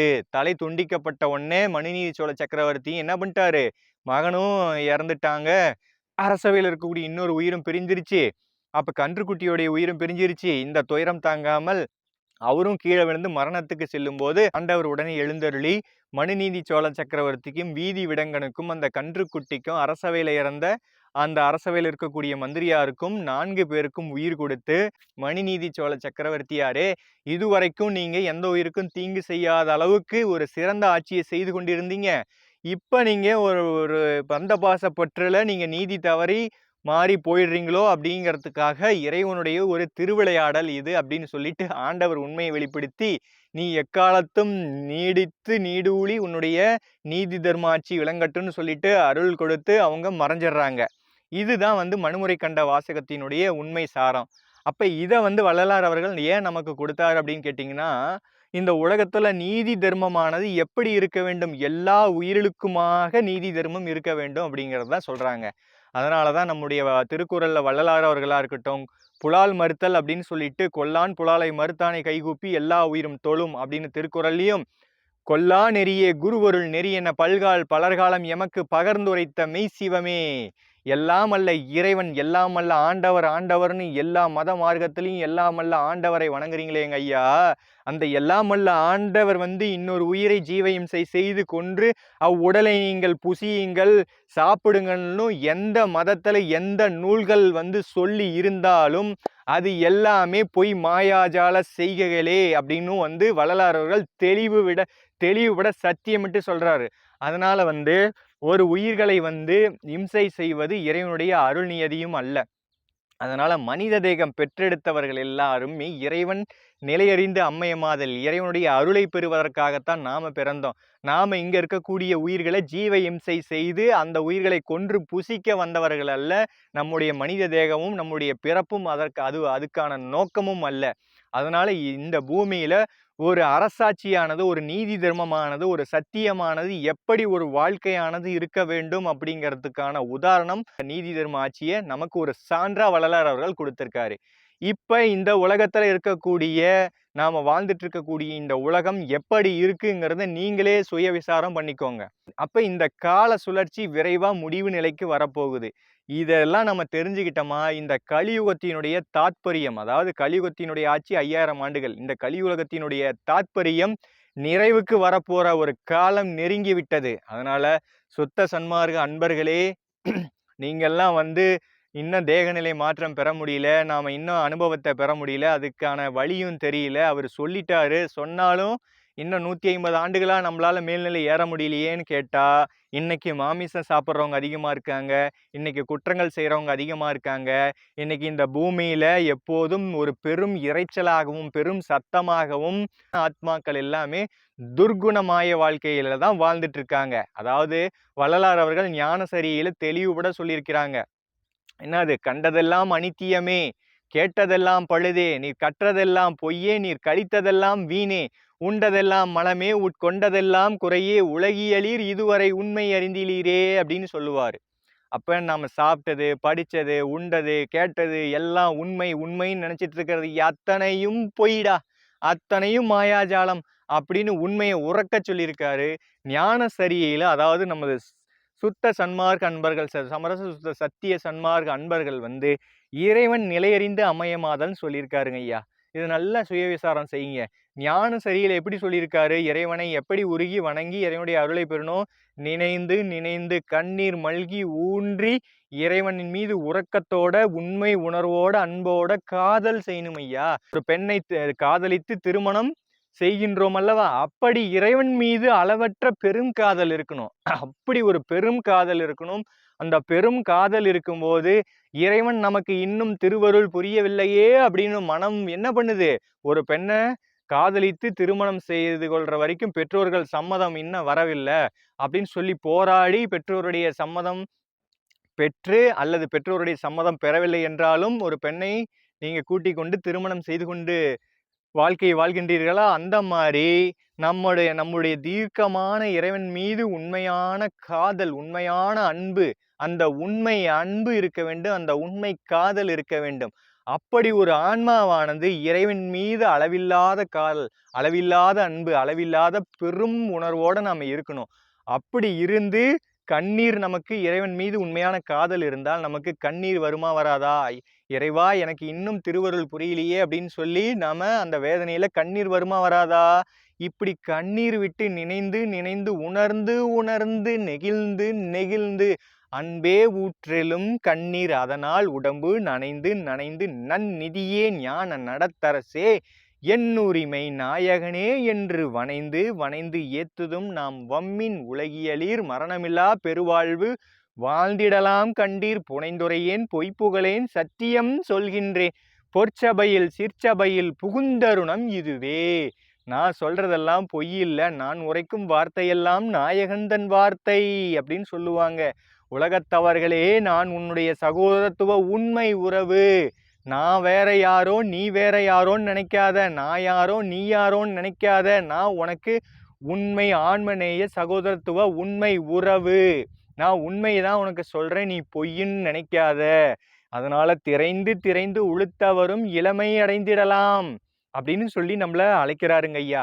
எப்படி உலகத்துல தரம் தாழ்ந்த ஆன்மாவாக வாழ்ந்திருந்தாலும் குற்ற குறைகள் செய்திருந்தாலும் இந்த சன்மார்க்க நெறியை கடைபிடித்து நான் உண்மையை சொல்றேன், இங்க எல்லாரும் வாங்க, கட்டாயமா நீங்க எல்லாரும் இறைவனுடைய அருளை பெற முடியும், மேல்நிலை போக முடியும். சத்தியம் சத்தியம் சத்தியம் சொல்கின்றேன் சொல்றாரு. சிற்சபையில் பொற்சபையில் புகுந்தருணம் இதுவே அப்படின்னு சொல்லுவாரு.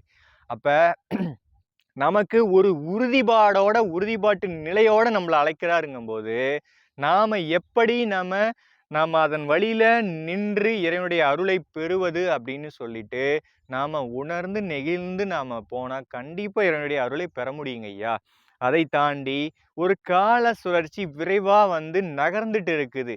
இது இறைவன் தான் அந்த கால சுழற்சி ஏற்படுத்திட்டு இருக்காது. அதனால என்னன்னு கேட்டீங்கன்னா, இப்ப அநீதிகளும் அதிகமா இருக்குது, மாமிசம் சாப்பிட்றவங்களும் அதிகமா இருக்குது. இன்னைக்கு மனிதனுடைய குணம் என்பது மிக மிக மிக அற்ப அறிவு குணமாக இருக்கின்றது. இன்னைக்கு ஒரு குடும்பம்னு சொல்றேன் இல்லைங்களா? இன்னைக்கு ஒரு குடும்பமாகவாக இருக்கிறது. இன்னைக்கு ஒரு குடும்பத்துல இருக்கக்கூடிய ஒரு தாயா இருக்கட்டும், தந்தையா இருக்கட்டும், மகனா இருக்கட்டும், மனைவியா இருக்கட்டும், குழந்தைகளா இருக்கட்டும், இவங்க எல்லாம் ஒரு ஒருமித்த கருத்தோடியா வாழ்றாங்க. இந்த சமுதாயம் என்பது ஒவ்வொரு குடும்பமாக இருக்கின்றது. ஒவ்வொரு குடும்பமாக இருக்கின்றது தான் சமுதாயமாக இருக்கின்றது ஏக தேசத்திலும். அப்ப ஒவ்வொரு குடும்பத்திலையும் பாத்தீங்கன்னா நல் ஒழுக்கத்தோட எல்லாரும் இருக்க முயற்சி செய்யணும். அவங்களுடைய தயவு உயர்வு நிலையில இருக்கணும், அவங்களுடைய கருணை உயர்வு நிலையில இருக்கணும். இன்னைக்கு எல்லாமே பொருளியல் உலகத்தை நோக்கி தான் எல்லாம் விரைந்து ஓடிட்டு இருக்கோம். நிறைய படிப்பு படிக்கணும், நிறைய சம்பாதிக்கணும், சம்பாதிச்சு இடம் வாங்கணும், பிடித்த மாதிரியான வீடுகள் அலங்கரிச்சு வீடுகள் கட்டணும், தனக்கு பிடித்த உடைகளை நல்ல விலை உயர்ந்த உடைகளை உடுத்தணும், தனக்கு பிடித்த விலை உயர்ந்த காலணிகளை உடுத்தணும், தனக்கு பிடித்த ஆபரணங்களை வாங்கி உடுத்தணும், பிடித்த கார்களை வாங்கணும், நமக்கு பிடித்த வாகனங்களை வாங்கணும், நமக்கு பிடித்தமான வாழ்க்கைய எப்படியெல்லாம் ஆசையில வாழணுமோ அப்படியெல்லாம் வாழணுங்கிற எண்ணத்தோட போகும்போது அங்கு என்ன பிடிக்கிற இந்த ஆசையெல்லாம் நமக்கு உள்ள ஊடுருவும் போது அதுக்கான உழைப்பு, அதுக்கான பயணம் மேற்கொள்ளணும். அப்ப அதுக்கான உழைப்பு பயணம் மேற்கொள்ளும் போதே உங்களை அறியாம உங்களுக்குள்ள என்னது சுயநலம் அதிகமாக பெருகிக் கொண்டே போகின்றது. இந்த சுயநலம் பெருக பெருக பெருக பெருக பெருக குற்றங்கள் பூமியில் உருவாகி கொண்டே இருக்கும். இப்படிதான் பூமியில நம்முடைய தயவு கருணை குறைந்ததுனாலதான் இந்த கால சுழற்சியில இவ்வளோ குற்றங்களும் நடந்துட்டு இருக்கு. இதுதாங்கயா கலியுகம். கலியுகம்னா கலியுகம் 5000 வருஷம் முடிஞ்சு போச்சு. வள்ளலார் அவர்கள் 1900 முடிஞ்சிருச்சுன்னு சொல்றாரு. கலியுகத்தினுடைய தாத்பரியமாகிய அந்த 5000 வருட பழக்கத்தினுடைய முழு சாரமும் முடிந்து விட்டதான்னு கேட்டால் அந்த முழு சாரமும் நிறைவாகலை. அந்த முழு சாரம் நிறைவடையக்கூடிய காலமும் நெருங்கி விட்டது. அதனால் உலகத்தில் எல்லாமே நிறைய விஷயங்கள் மாறப்போகுது. அது எல்லாமே அதாவது இன்னைக்கு இருக்கக்கூடிய விஞ்ஞான உலகமெல்லாம் அதை ரொம்ப பெருசாக ஏற்றுக்காது. ஏன்னா இன்னைக்கு வேகமாக நம்முடைய சகோதரத்துவ உறவுகள் எல்லாம் வந்து பார்த்திங்கன்னா வேலை உழைப்பு சுய விசாரம் பண்ணுறதுக்கு தன்னுடைய வாழ்க்கையுடைய உண்மையான வாழ்க்கை என்ன, நம்முடைய உடலுக்கான உணவு ஆரோக்கியமான உணவு என்னன்னு கூட எடுத்துக்க முடியாத ஒரு பயணத்தில் வேகமாக ஓடிக்கொண்டிருக்கின்ற இந்த உலகத்தில் எப்படிங்கய்யா உண்மையை புரிஞ்சிக்க முடியும்? நாம் எடுத்து இந்த மெய்ஞானத்தை பற்றி சொன்னாலும் இந்த மெய்ஞானத்தை பற்றி போகிற போக்கில் கேட்குறதுக்கு அவங்களுக்கு நேரம் இருக்காது, ஸ்கிப் பண்ணிட்டு போயிடுவாங்க. அவங்களும் வேகமாக ஓடி வீணாக மாண்டு தான் போக போகிறாங்க. இந்த கால சுழற்சி நிறுத்த போகிறதுல இந்த கால சுழற்சி போய் ஒரு புதிய கால சுழற்சி வரப்போகுது. அப்போ குறிப்பிட்ட ஆன்மாக்களுடைய மக்கள் தொகை மட்டும்தான் ஆண்டவர் வந்து நமக்கு அருள் செய்வார். அதனால் வந்து பார்த்திங்கன்னா இந்த அளவுக்கு மக்கள் தொகை இருக்காது. இப்போ இந்த மக்கள் தொகை எடுத்த ஆன்மாக்கள் எல்லாம் அபக்குவ ஆன்மாக்களாக அபக்குவ வாழ்க்கையாக ஒரு அசுத்த மாயா பூதக்காரிகளான ஒரு மாய வாழ்க்கை உலக பொருளியலை நோக்கி புகழை நோக்கி நிறைய படிப்புகளை படித்தேன் அப்படின்னு சொல்லிட்டு அகங்காரத்தை ஏற்றிக்கிட்டு இந்த கருணை தயவு முற்றிலுமா இல்லாமல் மிக மிக குறுகிய அளவுக்கு கருணை இருக்குது எல்லா ஆத்மாக்களுக்கும். அந்த கருணை எப்படிப்பட்டது இருக்குது? ஒரு 100%க்கு 2%, 1% இப்படிதான் மேக்சிமம். அதாவது 100க்கு 99 விழுக்காடு ஆன்மாக்களுக்கு 1%, 2% தான் 100க்கு இருக்கிறது.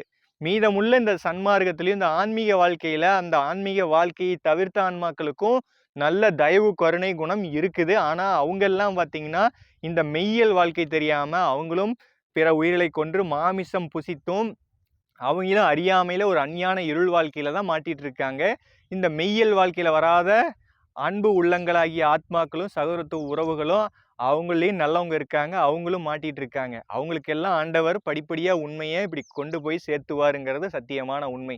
அதனால விரைந்து எல்லாரும் வாங்கய்யா, கால சுழற்சி நெருங்கி விட்டது. மக்கள் தொகையெல்லாம் படிப்படியாக குறைய போகின்றது. பெரும் மாற்றம் பெரும் பஞ்சம் எல்லாமே நிகழப்போகக்கூடிய காலமாக இருக்கிறது. நான் எதிர்மறையா சொல்லலை, நடக்க போகிற உண்மையை தான் சொல்கிறோம். அதனால என்னன்னு கேட்டுக்கிட்டிங்கன்னா எல்லாரும் நல் ஒழுக்கத்திற்கு விரைந்து வந்து விடுங்கள். அதனால தான் சொல்லுவார் வள்ளலார் அவர்கள், விரைந்து காலமுள்ள போதே ஆன்ம லாபத்தை பெறுங்கள், காலமுள்ள போதே நல் ஒழுக்கத்தில் வாழ்ந்து இறைவனுடைய அருளை பெறுங்கள் சொல்றாரு. அதனால மனித பிறப்பு கிடைச்சவங்க எல்லாம் இப்போ பார்த்துக்கலாம் அப்போ பார்த்துக்கலாம், இதுக்கு ஒரு வயசு இருக்கும், ஆன்மீகத்துக்கு வரத்துக்குன்னு ஒரு வயசு இருக்கும் அப்படின்னு சொல்லிட்டு இதில் ஒரு பரவலான ஒரு பேச்சுக்கள் உலாவிட்டே இருக்குது. ஆன்மீகம் இந்த பிறப்பே இறைவனுடைய அருளை பெறுவதற்காகத்தான். அதில் என்ன வந்து இல்லறத்தில் இருக்கிறவங்களாம் குழந்தையெல்லாம் பெற்று முடித்து அதெல்லாம் படிக்க வச்சு அது வேலை போய் அது கல்யாணம் பண்ணி முடித்ததுக்கு அப்புறம் ஒரு வாழ்க்கையை நம்ம வந்து ஆன்மீக வாழ்க்கையை பார்த்துக்கலாம் அப்படின்னு ஏதாவது விதிமுறை இருக்குதா? ஏன் மனிதனுக்கு இப்படி ஒரு அற்ப அறிவு போயிட்டுருக்கு? வாழ்வியலே மெய்யியல் வாழ்வை வாழ்வதற்காக தான் இந்த பிறப்பு. அதை விட்டுட்டு இதுக்குன்னு ஒரு பகுதியான ஒரு பிரிவை நீங்களே ஒரு வயதை பிரித்து வயதில் வாழணும்னு சொன்னாலும் அது முடியாது. அது காலம் உள்ள போதே இந்த இளமை உள்ள போதே தெரிய வேண்டியதை தெரிந்து அந்த நம்முடைய சிற்றறிவு சிறுகுணங்களை நீக்கி நம்ம வந்து அகண்டு விரிந்து எல்லா உயிர்களுக்குள்ளேயும் அன்பை செலுத்துங்கள், எல்லா உயிர்களுக்குள்ளேயும் கருணையை செலுத்துங்கள், இந்த பிரபஞ்சத்தில் இருக்கக்கூடிய எல்லா உயிர்களும் இன்புற்று வாழணும்னு பிரார்த்தனை வைங்க, மனமுருகி பிரார்த்தனை வைங்க. இறைவனுடைய பேர் அருளையும் அன்பையும் பெறணும் பிரார்த்தனை வையுங்க. நல் ஒழுக்கத்தோட நல்ல உணவுகளை, அளவுக்கு அதிகமான உணவும் அளவுக்கு குறைவான உணவையும் எடுத்துக்காம அது மிதமான போஜனமாக இருக்கணும். இல்லறத்தார்கள் வந்து படிப்படியா அந்த ஒழுக்க நிலையை வந்து கடைபிடிக்கும் போது நம்முடைய கரணங்கள் மனம் கட்டுப்படும். போக போக போக மேன்மை நிலை இல்லறத்துல பெற முடியுங்க ஐயா. எடுத்த உடனே வள்ளலார் சொல்லிட்டாருன்னு சொல்லிட்டு நிறைய ஆன்மாக்கள் வந்து இத்தனை 3 ஆண்டுகள் உணவு இல்லாமல் இருக்காங்க, 5 ஆண்டுகள் உணவு இல்லாமல் இருக்கான்னு சொல்றாங்க. இதனுடைய ஒரு உண்மை நம்ம நல்லா தெளிவா புரிஞ்சுக்கணும். உணவு மேல அதீத பற்று தான் இருக்கக்கூடாது. ருசிக்காக உணவு சாப்பிடக்கூடாது. பிடித்த உணவுன்னு சொல்லி அளவுக்கு அதிகமான உணவு சாப்பிடக்கூடாது, குறைவான உணவும் சாப்பிடக்கூடாது. எந்த உணவு வேணால் சாப்பிடக்கூடாது. நல் உணவுகளை ஆரோக்கியமான உணவுகளை மட்டும்தான் எடுத்துக்கணும். புழுக்காத வஸ்துக்களான பனை கற்கண்டு, அயன் செந்தூரம், தாமரை புஷ்பம் இதெல்லாம் பார்த்தீங்கன்னா மூலிகைகள்லாம் சொல்லியிருக்காரு. அதுபோல வந்து நாட்டு சர்க்கரை இதுவெல்லாம் புழுக்காத வஸ்துக்கள். அப்ப இதை நாம அதிகமா எடுத்துக்கணும். உணவுல வந்து அமுத பாகம் இருக்கக்கூடிய உணவுகளை மட்டும் படைத்து நல்லா சமைத்து அதை அளவுக்கு குறைவாகவும் அளவுக்கு மிகுதியாக இல்லாம பசித்த நேரத்துல உணவு கொடுக்கணும் இந்த ஜீவனுக்கு. நீங்க வந்து வள்ளலார் வந்து உணவு எடுத்துக்க கூடாதுன்னு எந்த இடத்துல சொல்லியிருக்காரு வள்ளலார் அவர்கள்? வள்ளலார் அவர்கள் என்ன சொல்றாருன்னா, இறைவன் மீது உனக்கு நாட்டம் போனா உனக்கு அதிகமா அந்த உணவின் மீது அதிகமா நாட்டம் போகுமான்னு தான் சொல்லியிருக்காரு. அதாவது என்ன சொல்லியிருக்காங்க, எதுலையுமே பற்றற்று இருன்னு சொல்லியிருக்காரு. நாம பற்றற்று இருக்கக்கூடிய நிலையில நாம வாழணும். பற்று அற்றுனா என்னது? அதிதீவிர எதுலையும் பற்று வேண்டாம், அதிதீவிரமான விருப்பு வெறுப்பும் வேண்டாம் அப்படிங்கிறதா சொல்றாரு. அதனால வந்து உணவு கட்டாயமா பசித்த நேரத்துக்கு உணவு கொடுக்கணும். பசித்த நேரத்துக்கு உணவு கொடுக்காம உங்க ஜீவனை இம்சை செய்தால் அது மிகப்பெரிய பாவச் செயல். அதனால இறைவனுடைய அருளையும் உங்களால பெற முடியாது. இறைவனுடைய அருளையும் பெற முடியாது. ஏன்னா இந்த தேகத்தை வச்சுதான் நாம இறைவனுடைய அருளை பெற முடியும். அப்ப இப்படி நாம உடலை வந்து கெடுத்துக்கிட்டோமா விரைவா மரணம் நம்மளை வந்து நெருங்கிடும். அப்ப இந்த நம்ம இறைவனுடைய ஆன்ம லாபத்தை பெற முடியாது. இந்த மனித தேகத்தை வச்சுதான் பெற முடியும். அதனால வந்து என்னன்னு கேட்டீங்கன்னா, வள்ளலார் சொல்ற விஷயத்த தட்டி கழிக்காம உணவு நெறிய சரிவர பேசக்கூடிய என்னையும் சேர்த்துதான் நான் சொல்றேன். அப்ப வள்ளலார் சொல்ற உணவு நெறிய தட்டி கழிக்காம அதை கட்டாயமா பின்பற்றுங்க. அதாவது ஒரு தாழ்ந்த விண்ணப்பம் என்னன்னா, எல்லா ஒரு பொற்பாதத்தையும் நான் வணங்குறேங்க ஐயா. ஒரு விண்ணப்பம், உங்களுக்கான விண்ணப்பம் என்னன்னு கேட்டீங்கன்னா, தயவு செஞ்சு ஒரு விஷயத்த மறுக்காம செய்யுங்க. அதாவது கரிசலாங்கண்ணி தூதுவளை காலையில மலஜலம் கழிச்சிட்டு வெந்நீர்ல கொதிக்க வச்சும் சாப்பிடலாம். அதாவது வெந்நீர்ல நீங்க வாயில மாத்திரையை போட்டு நீங்க தண்ணி ஊத்திக்கிற மாதிரி கரிசலாங்கண்ணியும் தூதுவளையும் இப்படி இந்த அளவுக்கு கையில திருநீர் எடுத்து தரிக்கிற அளவுக்கு இந்த அளவுக்கு எடுத்து கரிசலாங்கண்ணி இதே அளவுக்கு தூதுவளை ரெண்டையும் கலத்துக்க வேண்டாம், தனித்தனியா வச்சுக்கோங்க. ஒரு பாட்டில்லையோ ஒரு இதுலயோ பாதுகாத்து இந்த அளவுக்கு எடுத்து வாயில போட்டு வெந்நீரை குடிச்சுக்கோங்க. அதுக்கப்புறம் வந்து உங்களுக்கு பசி எடுக்கிற நேரத்துல சாப்பிடுங்க. ஏன்னா வள்ளலார் சொல்ற நிலையெல்லாம் பார்த்தீங்கன்னா முழுக்க முழுக்க இயற்கை உண்மை ஆண்டவருடைய அருள் நிலையை பத்தின வாழ்க்கையை பத்தி சொல்லியிருக்காரு. அதனால வந்து இது முழுக்க முழுக்க பார்த்தீங்கன்னா நமக்கு அப்படியே சல்லடையை போட்டு சலிச்சு அமுத பாகத்தை மட்டும்தான் கொடுத்துருக்காரு. இது அப்படிப்பட்ட வாழ்க்கை, அப்படிப்பட்ட ஒரு வாழ்க்கையில 150 ஆண்டுகள்ல பெறலன்னு நம்ம பேசிக்கிட்டே இருந்தா அப்படி எல்லாரும் வாழ்ந்துட்டு இருக்கிறோமான்னு நம்மளுக்குள்ளேயே சுய விசாரம் செய்துக்கோங்க. அப்ப உலகியல்ல கேட்கிறவங்க சாதாரணமா கேட்டு போலாம். அவங்களுக்கெல்லாம் இத பத்தி தெரியாது. அதே போல சிவனடியார்ல அவங்க சரியை கிரியை முறையை கையாண்டு யோக முறையை கையாண்டு பல ஆண்டுகள் வந்து தவநிலையில இருக்கக்கூடிய ஆன்மாக்களும் கூட இந்த சுத்த சன்மார்க்கத்தை பார்த்து கேள்வி எழுப்புறாங்க. என்னன்னா எல்லாரும் வள்ளலாருடைய மேன்மையை அடைஞ்சிட்டீங்களான்னு கேட்குறாங்க.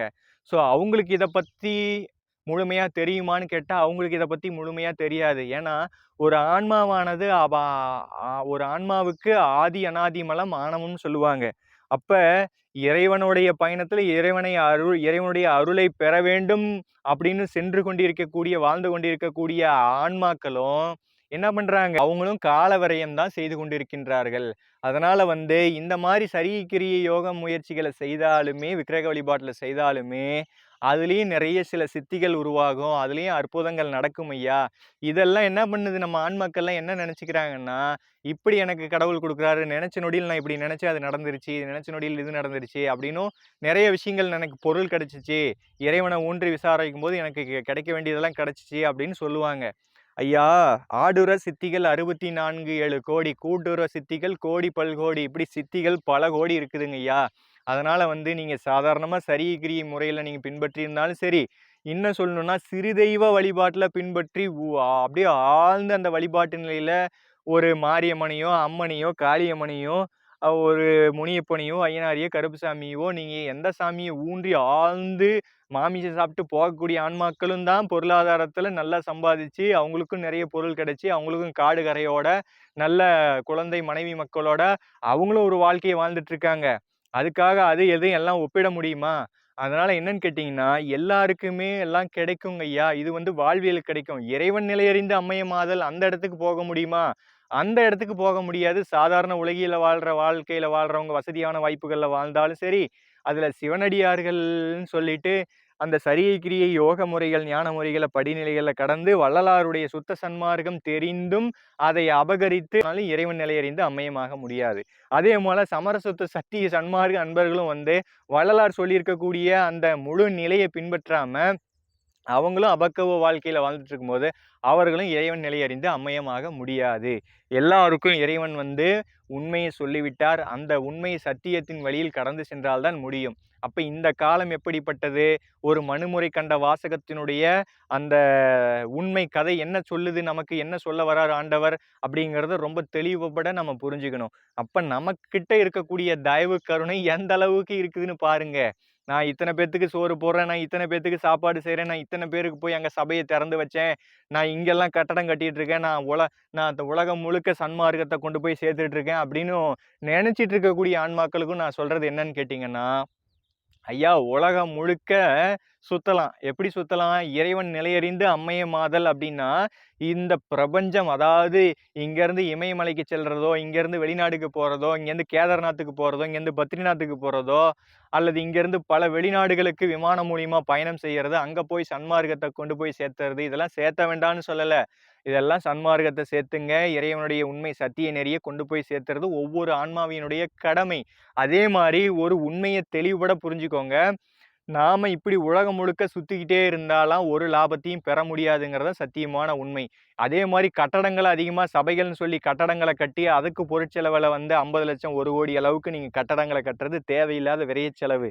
வீட்லயே அழகா வந்து என்னது ஒரு ஜோதி, ஒரு விளக்கு வந்து ஒரு ஜோதி கூண்டுல விளக்கு ஏற்றி வச்சு வீட்டோட சமைச்சு வீட்டுக்கு அருகில் உள்ள பசித்தோருக்கு அதாவது வந்து சாப்பாடு உணவு இல்லாதவங்க உங்க வீட்டுக்கு அருகில் சாலை ஓரத்துல தெரு ஓரத்துல இருக்கிறவங்களுக்கு பசித்த உயிர்கள் அது மனித பிறப்பா இருந்தாலும் எந்த உயிரா இருந்தாலும் பசித்த உயிருக்கு பசியாற்றுங்க.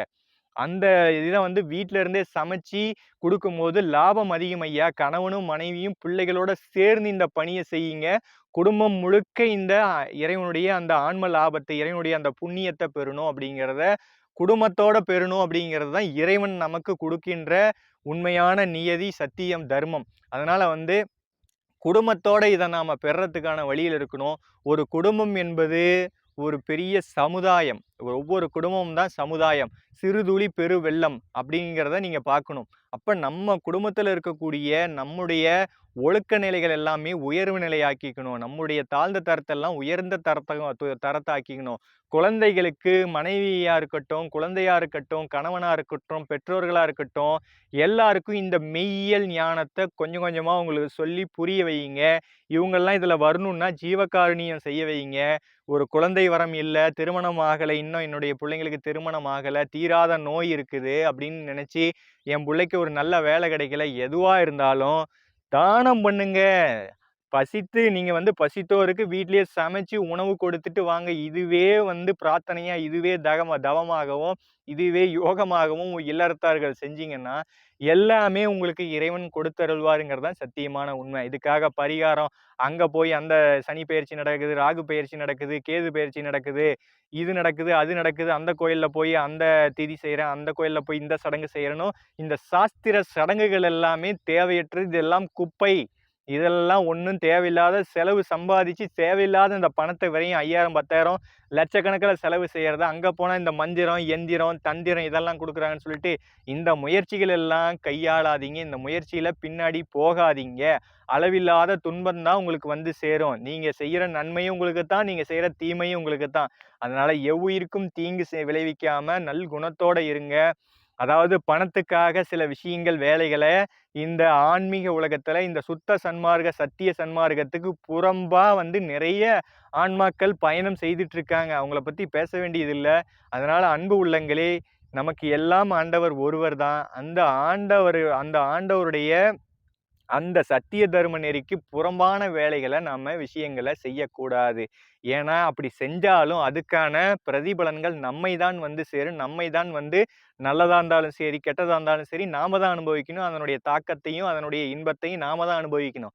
அதனால இதை நன்கு உணர்ந்து இந்த வருமானம், இந்த உலகத்துல பணம் சம்பாதிக்கணும், பேர் புகழ பெறணும் அப்படின்னு சொல்லிட்டு, இந்தமான அற்ப குணங்களையும், அற்ப புத்திகளையும் விட்டுட்டு, நீங்க உண்மையா இந்த நேரத்த, இந்த பயணத்துல கால விரயம் செய்யறத விட்டுட்டு, உண்மை அன்பால், உண்மை உணர்வால், இறைவனுடைய சத்திய தர்ம நெறியை கடைபிடித்து, நாம எல்லோரும் நல்வாழ்வு வாழணும், நாம எல்லோரும் இன்புற்று வாழணும். ஒருவர விருப்பு, வெறுப்பு அப்படின்னு சொல்லி நம்ம பயணம் செய்யறத விட, இவங்கவங்க இப்படித்தான்னு புரிஞ்சுகிட்டு நம்ம அமைதியா கடந்து சென்று விடலாம். அதனால இங்க போட்டியும் விவாதங்களுக்கும் நாம இவ்வளவு நேரம் உரையாடலீங்க ஐயா. எல்லாரும் ஆன்ம லாபம் பெறணுங்கிறது தான் இறைவனுடைய நோக்கம். அதனால எல்லா மதத்திலையும், எல்லா சமயங்களையும் இறைவன் ஒருத்தர் தான் சொல்றாரு. வள்ளலார் அவர்கள் மூலியமா இறைவன் எல்லாம் வல்ல ஆண்டவர் வருவிக்க உற்றதும் ஆண்டவர் தான்.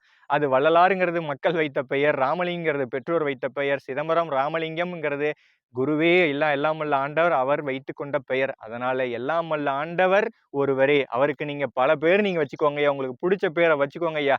இறைவன் ஒருத்தர் தாங்க ஐயா.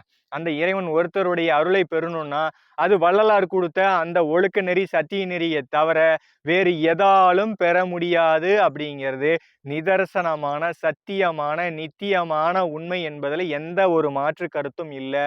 அதனால எந்த மத மார்க்கத்தவர்களா இருந்தாலும் சரி, என்னுடைய மார்க்கத்துல இந்த இருக்குது, அந்த மார்க்கத்துல இப்படி இருக்குது அப்படின்னு பேதத்தை பார்க்காம, உண்மையை எல்லாரும் காலமுள்ள போதே கற்று அறிந்து உணர்ந்து அந்த உண்மை வாழ்க்கை, இயற்கை உண்மை வாழ்வியல வாழுங்க. இயற்கைங்கிறது ஏகதேசத்திலும் இயற்கை இருக்குது. இந்த சூரியன் ஏகதேசத்துக்கும் சூரியன் ஒருத்தர் தாங்க ஐயா. சூரியன் பல அல்ல. இந்த சூரியன் ஒரு சூரியன் இல்லைன்னா இந்த பூமியில ஏதாவது ஒரு உயிர் வாழ முடியுமா?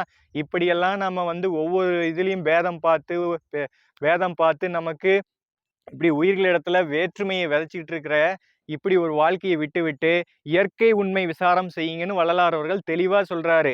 இயற்கை உண்மை விசாரம் செய்தால் உண்மை எல்லா ஆன்மாக்களுக்கும் விளங்கும். அதனால ஒவ்வொரு இதுலயும் மறைநூல்கள்ல அவங்க உண்மையை சொல்லிவிட்டு அந்த சித்தர்கள் சென்றிருந்தாலும் கூட காலப்போக்கில் பின்னாடி வந்த உலகத்தவர்கள் நிறைய போட்டி பொறாமைகள்ல நிறைய புதிய ஏற்பாடு, பழைய ஏற்பாடுன்னு சொல்லி நிறைய விஷயத்த உள்புகுத்திட்டாங்க. அதையும் தாண்டி மாமிசம் சாப்பிட்றது மனுஷனுக்கு பிடிச்ச ஒரு மிருகத்தன்மையா போயிடுச்சு.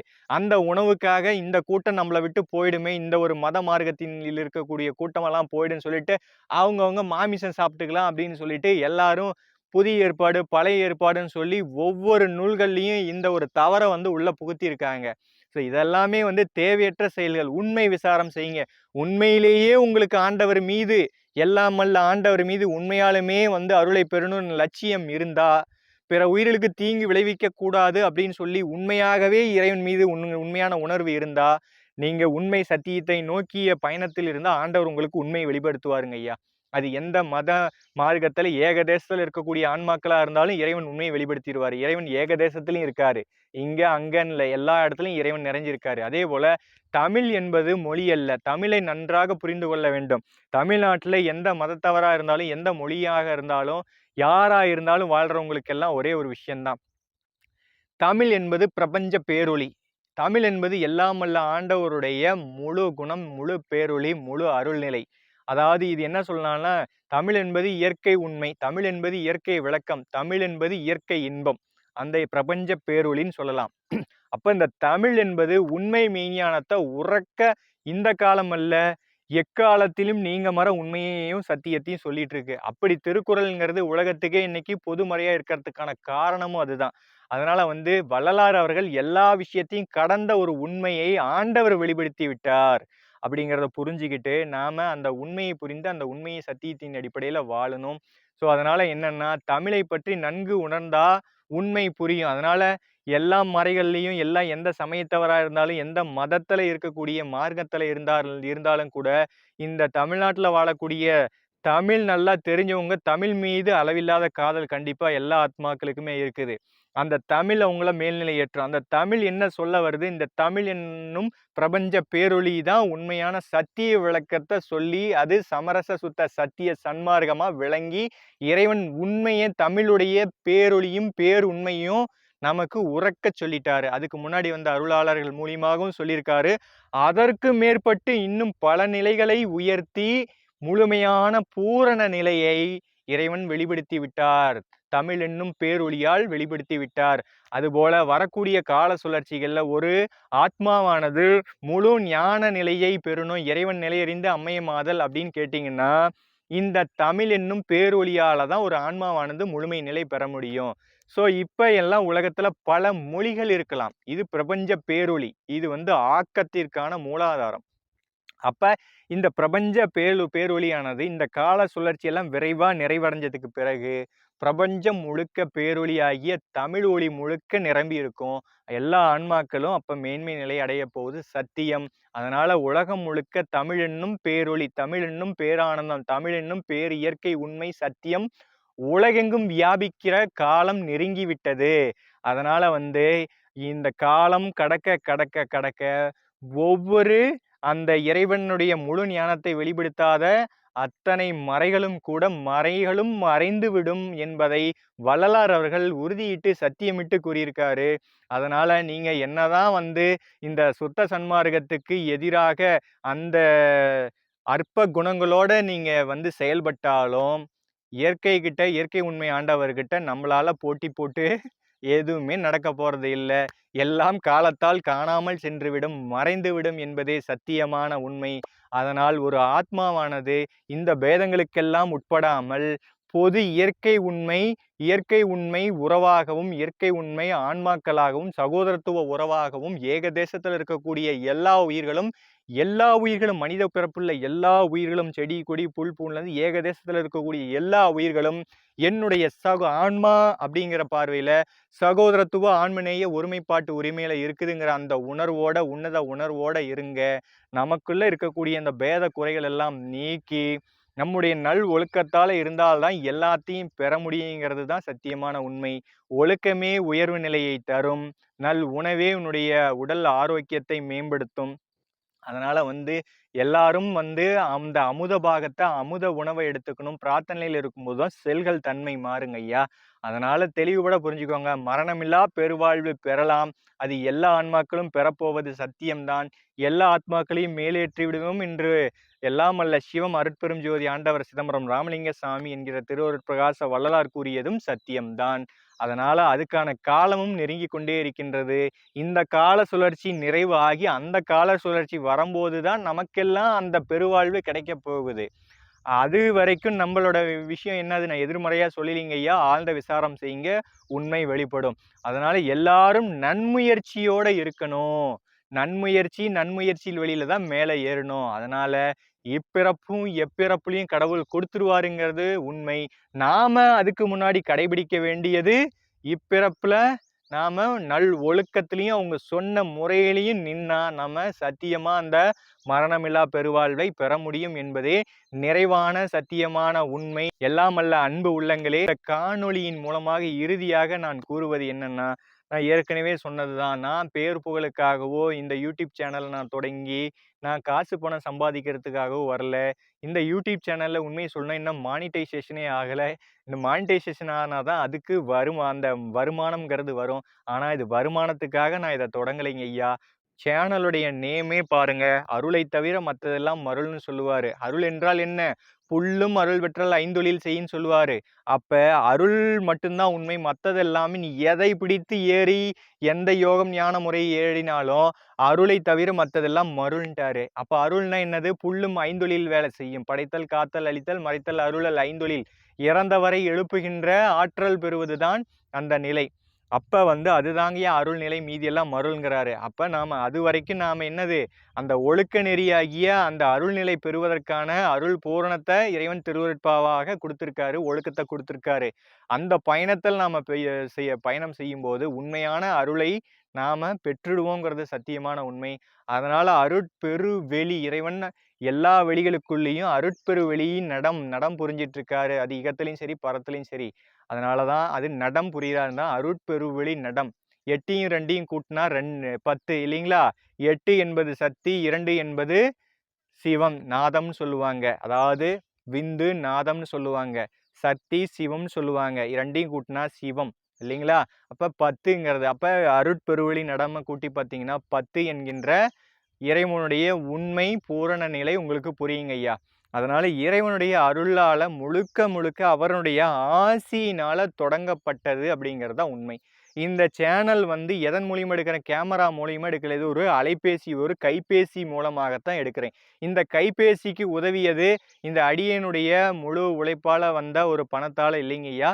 இந்த கைபேசி என்னுடைய சகோதரத்துவ உறவு. அவருடைய பெயர் வந்து திரு பாலாஜி சகோதரர் அவர்கள் சிங்கப்பூர்ல ஒரு வேலை வந்து செய்து கொண்டிருக்கின்றார்கள். அவரும் அவருடைய அன்பு சகோதரர் வித்யாசாகர் அப்படிங்கிற ஒரு சகோதரர். அவருடைய அன்பாலையும் இறைவனுடைய திருவருளாலையும் அவர்களுடைய உண்மை அன்பாலையும் அவருடைய உதவியாலையும் அதுபோல அடியேனின் மேற்கொண்டு கொஞ்சம் காசு பணம் சேர்த்து இதை வந்து பணம் சேர்த்து ஒரு நல்ல ஒரு அலைபேசி வாங்கணும். ஒரு குறைந்தபட்ச தொகையாகிய நடுத்தர தொகையில வந்து ஒரு கைபேசி வாங்கி அந்த கைபேசி மூலியமா தான் இந்த காணொளி எடுக்கிறோம். இந்த காணொளி எடுத்து நம்ம அதுக்கு வேலைகள் எடிட் செய்து வந்து காணொளியை வந்து இந்த சேனல் மூலியமா பதிவிடுறோம். அதனால அதை தொடர்ந்து இந்த சேனல் மூலியமா பதிவு வருமான்னு கேட்டா அதை உறுதியிட்டு என்னால சொல்ல முடியாது. திருவருள் சம்மதம் எதுவரையோ அதுவரை இந்த காணொளி வந்து கொண்டு இருக்கும். அதுவும் திருவருள் கையில தான் இருக்குது. அதனால வந்து பார்த்தீங்கன்னா, எனக்கு இந்த காணொளியவே போட்டுக்கிட்டு இருக்கணும், இதுவே வேலையா இருக்கணுங்கிறது என்னுடைய நோக்கமாகவே இது இல்ல. எனக்கு இதன் மீது லட்சியமும் இல்ல. அதனால என்னன்னு கேட்டீங்கன்னா, நான் எல்லாரும் உங்ககிட்ட இப்படி காணொளி போட்டு எல்லாரும் பார்த்து, எல்லார்கிட்டயும் ஒரு பேர் புகழ் வாங்கணும். நான் வந்து பணம் சம்பாதிக்கணும் அப்படிங்கிற நோக்கம் இல்ல. எனக்கு அடியனுக்கென்று தனித்துவமான ஒரு வருமானமோ, எனக்கென்று மனைவி மூலியமாக ஒரு வருமானமோ, எனக்கென்று தந்தை மூலியமாக, தாயின் மூலமாக ஒரு வருமானமோ எதுவுமே கிடையாதுங்கய்யா. அதனால நான் நம்பி இருப்பது இந்த எல்லாம் வல்ல ஆண்டவரை. எல்லாம் வல்ல ஆண்டவர் ஒவ்வொரு ஆன்மாவுக்குள்ளேயும் விளங்குகின்றார். அப்ப எல்லாம் வல்ல ஆண்டவர் எல்லா உயிரிழத்திலும் விளங்குகின்றார். அப்ப எல்லாம் வல்ல ஆண்டவரை நான் அவரை மட்டும்தான் பரிபூரணமா வந்து கைப்பிடிச்சு மேலேறிட்டு இருக்கிறேங்க ஐயா. அதனால அடியனுக்கென்று இந்த வருமானமும் இதுவரை வந்து நிரந்தர வருமானமோ எனக்கென்று ஒரு வருமானமோ கிடையாது. நான் அதனாலதான் ஒரு முன்னாடி இருக்கக்கூடிய காணொளியில சொல்லியிருப்பேன்.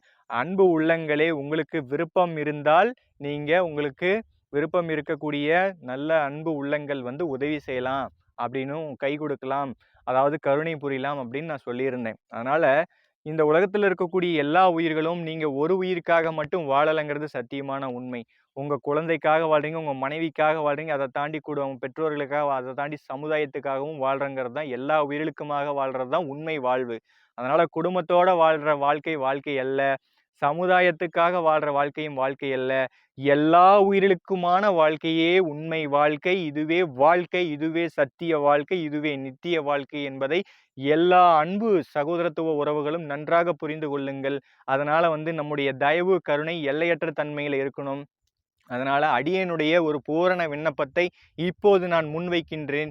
இந்த மரணமில்லா பெருவாழ்வு, இது ஒரு அமைதியான சாந்தமான வாழ்வு, நல்ல அனுபவ நிலை பெறணும், இயற்கை உண்மை ஆண்டவருடைய அருள்நிலை பெறணும்னா எல்லா ஆத்மாக்களும் வீட்டிலிருந்தே தனித்துவமாக முயற்சி செய்யுங்கள், பிரார்த்தனை ஊன்றி செய்து கொண்டே இருங்கள். இது ஒரு இயற்கை உண்மை அமைதியான வாழ்வில்தான் அந்த அருள்நிலையை பெற பெற்றோர்கள் நமக்கு உறுதுணையாக இருக்கின்றார்களா? இந்த சத்திய வாழ்க்கைக்கு, இந்த மரணமில்லா பெருவாழ்வுக்கான வாழ்க்கைக்கு அவர்கள் வந்து உறுதுணையாக இருக்கின்றார்களா என்று கேட்டால் அவர்களுக்கான அந்த பக்குவம் அல்ல அவர்களுக்கு எடுத்து உரைத்தாலும் புரியவில்லை. அவர்கள் சிறு தெய்வ வழிபாட்டிலும் அவர்கள் ஒரு சிற்றறிவு சிறு குணத்திலையும் அவர்களுக்கு தெரிந்த வாழ்க்கையை வாழ்ந்து கொண்டிருக்கின்றார்கள். இந்த அடியனுக்கென்று இடமாகவும் இந்த அடியேனுக்கென்று உறவாகவும் நான் எதை நினைக்கின்றேன் என்றால், இந்த அடியேனுக்கு என்பது இந்த பிரபஞ்சத்தில் இருக்கக்கூடிய எல்லா உறவுகளும் உண்மை என்னுடைய சகோதரத்துவ உறவு தான். அப்ப இந்த பிரபஞ்சம் முழுக்க இது எனக்கு இந்த இடம் எனக்கு சொந்தமா, அந்த இடம் எனக்கு சொந்தமாங்கிறதுல, இந்த பிரபஞ்சத்தில் இருக்கக்கூடிய எல்லா இடமும் என்னுடைய தந்தை தாய். யாரு? எல்லாமல்ல ஆண்டவரை தந்தையாகவும் தாயாகவும் நினைக்கின்றேன். எல்லாமல்ல ஆண்டவருடைய இடம்தான் இந்த பூமியில் இருக்கக்கூடிய ஏகதேசத்து இந்த பிரபஞ்சத்தில் இருக்கக்கூடிய எல்லா இடங்களும். அதனால வந்து இந்த அடியேன் என்ன நினைக்கிறேன்னு கேட்டீங்கன்னா, இந்த தந்தை, இந்த தாயாகி இந்த பிரபஞ்ச இந்த அளவில் நிறைந்த இந்த இடங்களில் எங்கும் வியாபித்திருக்கக்கூடிய இடங்களில் அடியனுக்கு என்று ஒரு சிறு இடம் என்னுடைய தந்தையாகிய எல்லாமல்ல ஆண்டவர் வந்து ஏற்பாடு செய்து கொடுக்கணும்னு நான் மனப்பூர்வமா விண்ணப்பம் வைக்கிறேங்க ஐயா. அதாவது என்னன்னா, எல்லா சிற்சபைக்குள்ளும் எல்லா சபைக்குள்ளேயும் எல்லா ஆலயத்துக்குள்ளேயும் அதாவது மனித தேகத்திலையும் எல்லாம் வல்ல ஆண்டவர் வியாபித்து இருக்காரு. அதனால எல்லாம் வல்ல ஆண்டவர் பேரொளியாகவும் பெருவெளியிலையும், எல்லாம் வல்ல ஆண்டவர் பரத்திலையும், எல்லாம் வல்ல ஆண்டவர் இகத்திலையும் இருக்காரு. ஒவ்வொரு திருச்சபைக்குள்ளேயும் மனித தேகம் கிடைத்த எல்லா ஆன்மாவுக்குள்ளேயும் வந்து ஆண்டவர் விளங்குகின்றார் என்பது சத்தியம். அதனால் இந்த விண்ணப்பத்தை ஆண்டவரிடத்திலே வைக்கின்றேன். இந்த அடியேனுக்கென்று என் தந்தை தாயாகிய எல்லாம் வல்ல ஆண்டவரே விரைந்து ஒரு இடம் கொடுத்தருள்வீர். அமைதியாக ஒரு குடில் அமர்த்தி இல்லறம் நல்லறமாக வேண்டும். எல்லா உயிரிலும் இன்புற்று மேல்நிலை வாழ்வு பெற வேண்டும் என்று நான் பரிபூர்ணமாக விண்ணப்பம் வைக்கின்றேன். இந்த அடியேனுக்கு வாழ்வாதாரத்துக்கு ஒரு இடம் தேவைப்படுகிறது. அந்த இடம் வாங்குவதற்கு, அந்த இடத்தை அமைத்து கொடுப்பதற்கு உங்களுக்கு இந்த காணொளி பார்க்கக்கூடிய அன்பு உள்ளங்கள் உண்மை உணர்வோட சத்திய தர்மத்தோட நான் சொல்றேன்.